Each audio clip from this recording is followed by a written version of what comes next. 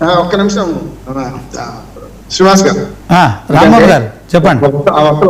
అసలు ఏమంటే రంగనాయకమ్మ గారు ఎప్పుడో మేము పురాణ సుబ్రహ్మణ్య శర్మ గారు ఆంధ్రజ్యోతి థియేటర్ గా ఉన్నప్పుడు మేము ఇద్దరం కమ్యూనిస్ట్ కూడా ఆయన రాసినాం, కమ్యూనిస్ట్ ఎట్లా మాట్లాడారు.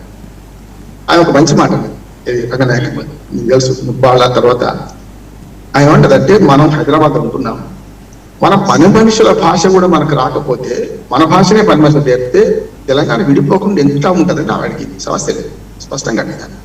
నేను ఇంకో మాట కూడా అంటున్నాను, కొన్ని తెలంగాణ వాళ్ళకు కూడా ఇంతకు శ్రీరామ్ గారు కొన్ని చూపిస్తాను, తెలంగాణ వాళ్ళు తెలంగాణ భాష కొన్ని రావు అంటున్నాను, అంతటా ఒక్కటే లేదు.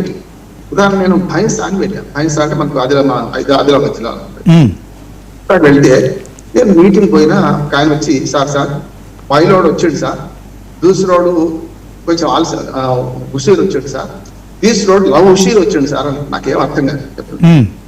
పైలోడు అంటే మొదటి వాడు వచ్చాడు, రెండో వాడు హుషీర్ వచ్చాడు, అంటే హుషీర్ అని మరాఠీ పదం, ఆలస్యంగా వచ్చాడు. మూడోడు అంటే తీసరా అంటే మూడోడు, వాడు ఏమన్నాడు, తీసరోడు లవ్ హుషీర్ వచ్చిండు. లవ్ అనేది హుషీర్ అనేది రెండు మరాఠీ పదాలు. అందుకని చాలా సార్లు కొన్నిసార్లు మనం చదువుకున్న వాళ్ళకు కూడా తెలంగాణ పదాలు అర్థం కావాలి, తెలుసుకోవాలి. ఇప్పుడు ఈ మాట తెలుసుకోండి, ఎందుకు అది ఏమర్థం తెలుసుకోవాలి కదా. ఒక ఆయన నా దగ్గరకు వచ్చి నన్ను పూనం పట్టిన సార్ అని అడిగిదా అన్నమాట. పూనం పట్టడం అంటే చాలా మందికి అర్థం, నాకు అర్థమైంది. పట్టిన నువ్వు కాదా పలానా రమేష్ కాదా అని నేను అనగానే, సార్ అయితే నన్ను పూనం పట్టింది సార్. పక్కోనికి అర్థం కాదు, పక్కోడు ఏమన్నాడంటే ఈ పూనం అంటే ఏంటి అని, అంటే నేను గుర్తుపట్టిన సార్ అని అడగాను. నేను ఏమంటున్నానంటే, భాషను అవమానించినప్పుడు ఎట్టి మీద కోపం వస్తాడు. ఈ మధ్యన ఈ 12 ఏళ్ల తర్వాత కొన్ని పదాలు వాడే పరిస్థితులలో చాలా వరకు మళ్ళీ తెలంగాణ వాదాన్ని పెంపొందించే క్రమం చేస్తున్నారు అంటున్నాడు. ఎందుకంటే 12 ఏళ్ళు అయిపోయింది, మర్చిపోయింది, తెలంగాణ అస్తిత్వం పోయింది. కానీ పవన్ కళ్యాణ్ గారు ఒప్పుకున్నారు, ఏమనంటే తెలంగాణ యాస భాష ఎంత బలంగా ఉన్నది, అది చూసి మనం నేర్చుకోవాలన్నాడు. మొన్న పోయింది, ఎక్కడ దాకా పోయింది, అయిపోయింది, కేరళ దుకాణం బందని రాబోతే ఏమైంది చూసింది కదా. నేనేమంటున్నానంటే ఇవన్నీ కూడా భావోద్వేగం రెచ్చగొట్టే పదాలు కావచ్చు, కానీ 12 ఏళ్ల తర్వాత తెలంగాణ యాస మీద, భాష మీద, అస్తిత్వం మీద పోరాటం ఇవాళ అణచివేత జరుగుతున్నాడు. స్పష్టంగా చెప్తున్నాడు, అన్ని రకాల రాజకీయ రంగాల్లో అణచివేత, అస్తిత్వం మీద దాడి జరుగుతుంది, మనకు సాంస్కృతిక రంగంలో దాడి జరుగుతుంది, అట్లాగే భాష విషయంలో దాడి జరుగుతున్నది. మూడోది ఏంటంటే విగ్రహాల విషయంలో కూడా దాడి జరుగుతుంది. బాలసుబ్రహ్మణ్యం విగ్రహం వాళ్ళు ఎందుకు అవసరం అంటే ఖచ్చితంగా అవసరం కాదంటున్నాడు. ఒక్క కుమరం భీం విగ్రహము, లేకపోతే ఇంకా తెలంగాణ సమ్మక్క సారా విగ్రహాలు ఒక్కరిదన్నా మన ఆంధ్రప్రదేశ్ ఎక్కడ పెట్టి టీవీ నరసింహరావు గారు బ్రహ్మాండ ఆర్థిక సంస్కరణ పితామహుడు అంటాం కదా, మరి ఎందుకు అంగీకరిస్తే లేరు, ఎక్కడ ఎందుకు పెట్టుకుంటలేరు? అందుకనే ఆనాడు ట్యాంకుమండి మీద సరోజిని నాయుడు అంటే పాపం తెలవక నాయుడు అంటే కమ్మోడు అంటే విగ్రహం పగొట్టింది, చూసాం మనం.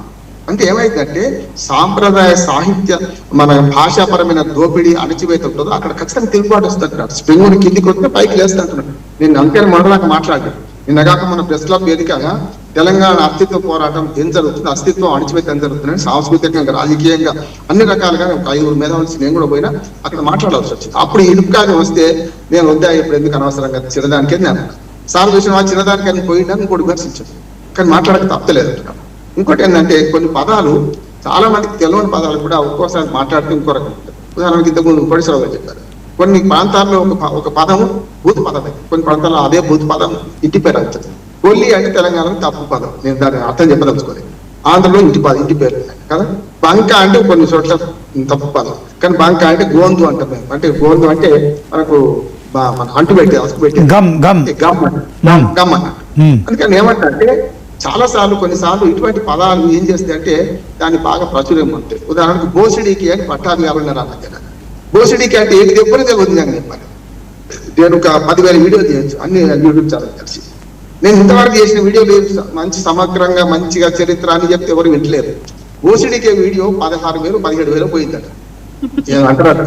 నాకు మొన్న మా మిత్రుడు చెన్నపల్లి శ్రీనివాస్ రెడ్డి, సార్ అన్ని ఇంత చెప్తే అవి పోతే పోతుందని నేను మర్చిపోయినా, ఏం చెప్పినా నాకు పంపవా అని.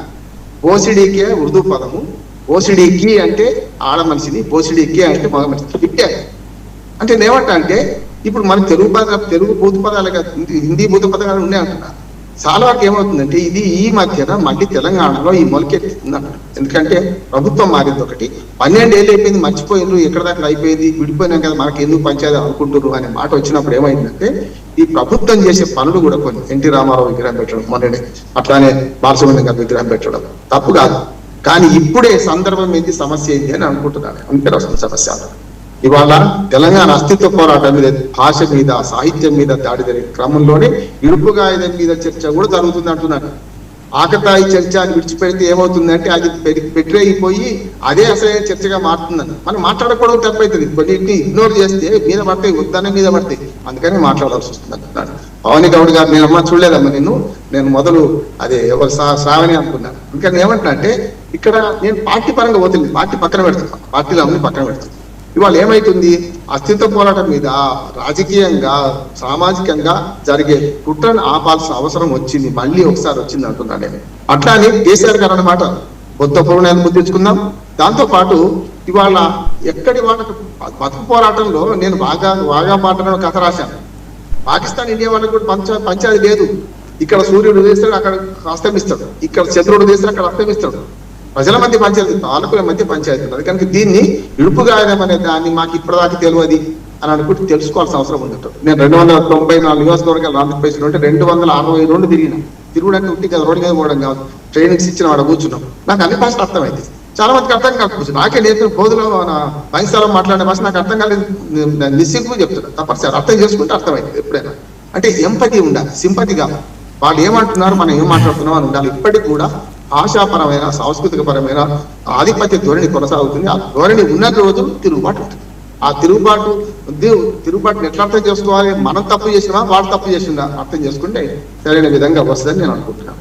ఓకే, థ్యాంక్ యూ రామ్మోహన్ గారు. మన కోటేశ్వరరావు గారు.